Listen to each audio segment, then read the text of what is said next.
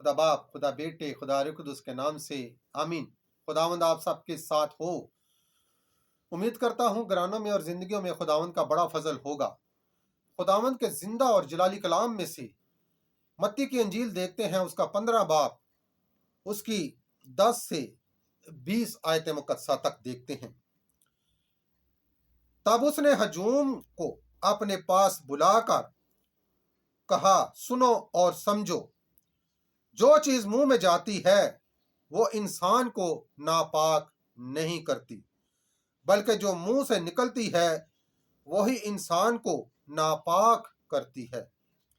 تب شاگردوں نے پاس آ کر اس سے کہا، کیا تو جانتا ہے کہ فریسیوں نے یہ سن کر ٹھوکر کھائی ہے؟ پر اس نے جواب میں کہا کہ جو پودا میرے آسمانی باپ نے نہیں لگایا وہ اکھاڑا جائے گا۔ انہیں جانے دو، وہ اندھوں کے رہنما ہیں، اور اگر اندھا اندھے کی رہنمائی کرے گا تو دونوں گرے میں گریں گے۔ پھر پطرس نے مخاطب ہو کر کہا کہ یہ تمثیل ہمیں سمجھا۔ تو اس نے کہا، کیا تم بھی اب تک بے سمجھ ہو؟ کیا تم نہیں سمجھتے کہ جو کچھ منہ میں جاتا ہے وہ پیٹ میں پڑتا اور جائے ضرور میں پھینکا جاتا ہے؟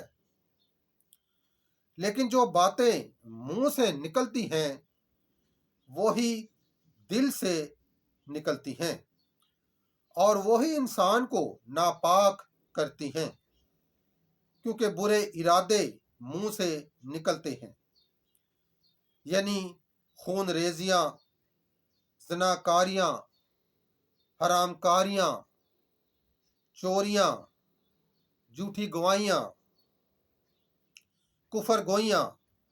یہی باتیں ہیں جو انسان کو ناپاک کرتی ہیں۔ مگر بغیر ہاتھ دھوئے کھانا انسان کو ناپاک نہیں کرتا۔ پاک کلام کا پڑھا اور سنا جانا ہم سب کے لیے باعث برکت ہو۔ خداوند کا شکر ہو۔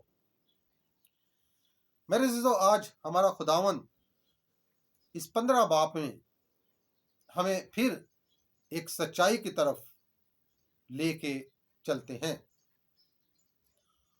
اور یہ ایک ایسی سچائی ہے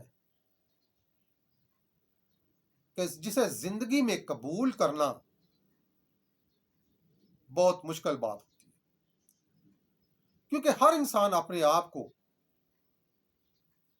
دوسروں کے سامنے بے گناہ ثابت کرتا ہے، اور وہ اپنے آپ کو دوسروں کے سامنے ایسے ثابت کرتا ہے جیسے مجھ میں کوئی خامی نہیں۔ لیکن انسان ہونے کے ناطے ہم خامیوں سے بھرے ہوئے ہیں۔ کل جب ہم نے کلام سنا تو اس میں اچھی زمین کا ذکر کیا گیا، اور اچھی زمین کے لیے دل کی مٹی کو زرخیز ہونا پڑتا ہے، نرم ہونا پڑتا ہے، اور اس کے لیے ان سب باتوں کا جن کا ذکر آج ہمارے سامنے رکھا گیا ہے نکالا جانا ضرور ہے۔ میں پھر پڑھتا ہوں، کیونکہ برے ارادے منہ سے نکلتے ہیں، یعنی خون ریزیاں، زناکاریاں، حرام کاریاں، چوریاں، جھوٹی گوائیاں، کفر گوئیاں۔ یہی باتیں ہیں جو انسان کو ناپاک کرتی ہیں۔ میرے عزیزو، دل کی مٹی کو زرخیز کرنے کے لیے، نرم کرنے کے لیے ان پتھروں کا، ان کنکروں کا، ان جڑی بوٹیوں کا نکال پھینکنا بہت ضروری ہے۔ ان روزوں کے دنوں میں بار بار ہماری توجہ ان باتوں کی طرف دلوائی جا رہی ہے، کیونکہ یہ وہ چیزیں ہیں جنہوں نے ابھی تک ہمیں خداوند سے اس کے کلام سے، اس کی باتوں سے دور کر رکھا ہے، اور یہ ہر انسان میں موجود ہے۔ یہ وہ سچائی ہے جسے ہمیں قبول کرنا ہے۔ کیوں؟ کیونکہ یہ ہمارا زندہ اور جلالی کلام ہمیں بتاتا ہے، کیونکہ یہ ہمارے خداوند یسوع المسیح کے لب مبارک سے نکلا ہوا ایک ایک لفظ ہے۔ جس طرح ہم اس کلام کو سچائی کے ساتھ قبول کرتے ہیں، اسی طرح ہمیں اس کی باتوں کو بھی سچائی کے ساتھ قبول کرنا ہے۔ یہ ساری باتیں ہر انسان میں موجود ہیں، کیونکہ ہم انسان ہیں۔ مجھ میں، آپ میں، ہم سب میں یہ باتیں موجود ہیں، اور آج ہمارا خداوند ان باتوں کو دور کرنے کے لیے کہتا ہے، اپنے دل سے نکال پھینکنے کے لیے کہتا ہے، تاکہ جب تک یہ باتیں ہمارے دل سے نہیں نکلیں گی، ہمارے دل کی مٹی زرخیز نہیں ہوگی، اور یہ کلام ہمارے دل میں جڑ نہیں پکڑے گا، کیونکہ یہ پتھر، یہ کنکر، یہ جڑی بوٹیاں، خاردار جھاڑیاں، یہ سب ہمارے دل سے نکلنی چاہیے۔ تب جا کر یہ کلام ہمارے دل میں زور پکڑے گا، جڑ پکڑے گا، پھل لائے گا۔ 30 گنا، 60 گنا نہیں، بلکہ 100 گنا۔ ہمیں 100 گنا پھل کی ضرورت ہے۔ اس دنیا میں رہتے ہوئے ہمیں 100 گنا پھل کی ضرورت ہے، جو ہماری زندگی کو حسین بنا سکتا ہے، جو ہماری زندگی کو دلکش بنا سکتا ہے۔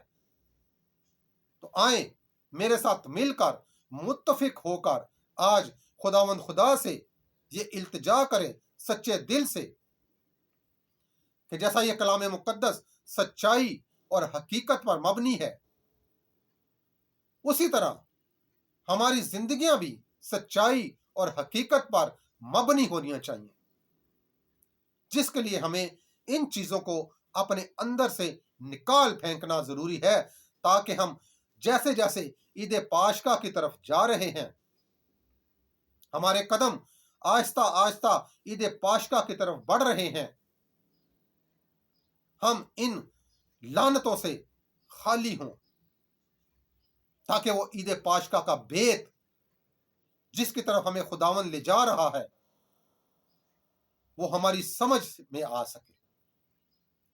کیونکہ کلام میں لکھا ہے کہ جو ہمارے دل میں ہے وہی ہمارے منہ پر آتا ہے۔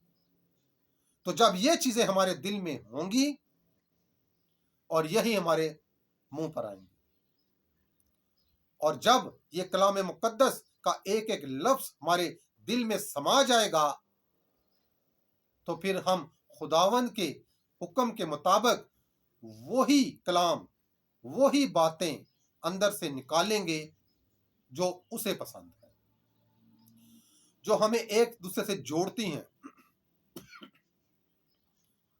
جو ہمیں ایک دوسرے سے پیار کرنے پر لے آتی ہیں، جو ہمیں ایک دوسرے کے دکھوں میں شریک ہونے کے لیے لے آتی ہیں۔ لہذا ہمیں اپنے دلوں کو ان فضول چیزوں سے خالی کرنا ہے، اور پاک کلام کو اپنے دل میں جگہ دینی ہے، تاکہ ہم اس کے اپنے دل میں رکھ کر اس پر غور کریں، اور اپنی زندگیوں میں اسے عملی جامہ پہنانے کے قابل ہو جائیں۔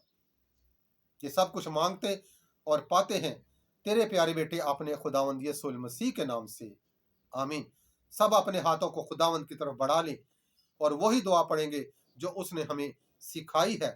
اے ہمارے باپ، تو جو آسمان پر ہے، تیرا نام پاک مانا جائے، تیری بادشاہی آئے، تیری مرضی جیسی آسمانوں پہ پوری ہوتی ہے زمین پر بھی ہو۔ ہمارے روزینہ کی روٹی آج ہمیں دے، اور جس طرح ہم اپنے قرض داروں کو بخشتے ہیں، تو ہمارے قرض ہمیں بخش دے، ہمیں آزمائش میں نہ پڑنے دے، بلکہ ہمیں برائی سے بچا، کیونکہ بادشاہت، قدرت اور جلال ہمیشہ تیرا ہی ہے، آمین۔ سلام مریم، پر فضل، خداوند تیرے ساتھ ہے، تو عورتوں میں سے مبارک ہے، مبارک ہے تیرے پیٹ کا پھل یسوع۔ اے مقدسہ مریم، خدا کی ماں، ہم گنہگاروں کے واسطے دعا کر، اب اور ہماری موت کے وقت، آمین۔ اور جلال باپ اور بیٹے اور روح القدس کا ہو، جیسا کہ ابتدا میں تھا، اب ہے اور ہمیشہ ہوگا، آمین۔ آپ بھی بولیں آمین۔